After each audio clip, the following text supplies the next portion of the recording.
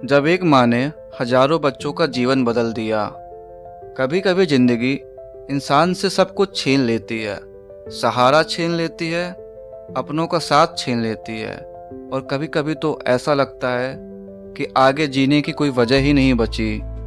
लेकिन कुछ लोग ऐसे होते हैं जो अपनी तकलीफ को अपनी कमजोरी नहीं बनने देते, वो अपनी पीड़ा को अपनी ताकत बना लेते हैं। सिंधु ताई सकपाल एक ऐसी महिला थी जिन्हें लोग प्यार से माई कहने लगे।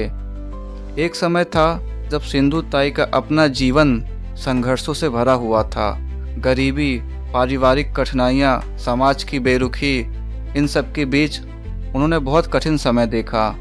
लेकिन उनकी कहानी का सबसे बड़ी बात यह नहीं है कि उन्होंने कितना दुख सहा। सबसे बड़ी बात यह है कि इतना सब सहने के बाद भी उनके दिल में दूसरों के लिए जगह बची रही। जहाँ कोई दूसरा इंसान अपने लिए सहारा ढूंढता है, वहाँ सिंधु ताई ने दूसरों के लिए सहारा बनना शुरू किया। एक दिन उन्होंने एक ऐसे बच्चे को देखा जिसके सर पर माँ बाप का साया नहीं था। उन बच्चों की आंख में भूख भी थी और भविष्य को लेकर डर भी था। सिंधु ताई ने उनमें सिर्फ मजबूर बच्चे नहीं देखे, उन्होंने उनमें अपने बच्चे देखे, और यहीं से उनकी ज़िंदगी की दिशा बदल गई।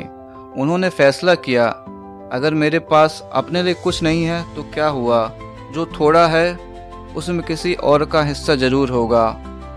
लेकिन किसी ज़रूरतमंद की मदद करना आसान नहीं होता। खाने का इंतज़ाम चाहिए था, रहने की जगह चाहिए थी, पैसे चाहिए थे, और सबसे बड़ी बात समाज का भरोसा चाहिए था। सिंधु ताई ने हार नहीं मानी। उन्होंने इन लोगों के सामने अपनी बात रखी, मदद मांगी, और धीरे धीरे बच्चों की संख्या बढ़ती गई। जिस महिला के पास खुद के संघर्षों से निकलने के लिए बहुत कम साधन थे, वही महिला आगे चलकर हजारों अनाथ और ज़रूरतमंद बच्चों के लिए माँ जैसी बन गई। उनका काम आगे बढ़ता गया और बच्चों के संस्थान और आश्रम बनते गए। उनकी पहचान सिर्फ एक महिला की नहीं रही, उन्हें लोग प्यार से माई कहने लगे। सोचिए, जिस इंसान के जीवन में इतनी मुश्किलें आई हों, वह अगर चाहे तो पूरी ज़िंदगी अपने दुखों की शिकायत कर सकता है। लेकिन सिंधु ताई ने दूसरा रास्ता चुना। उन्होंने अपने दर्द से पूछा, मैं इससे टूटूंगी या किसी और को संभालूंगी। उन्होंने दूसरा रास्ता चुना, और यही उनकी ज़िंदगी का सबसे बड़ा संदेश है। आज हम अक्सर कहते हैं, मेरे पास संसाधन नहीं है, मेरी परिस्थितियाँ अच्छी नहीं हैं, मुझे मौका नहीं मिला। लेकिन सिंधु ताई सकपाल की कहानी हमें एक अलग सवाल पूछना सिखाती है, मेरे पास जो है उससे मैं क्या कर सकता हूँ। क्योंकि बदलाव हमेशा बड़े साधनों से शुरू नहीं होता, कभी कभी बदलाव सिर्फ एक इंसान की हिम्मत से शुरू होता है। उनके सामाजिक कार्य को देश ने भी सम्मान किया और उन्हें 2021 में पद्मश्री से सम्मानित किया गया।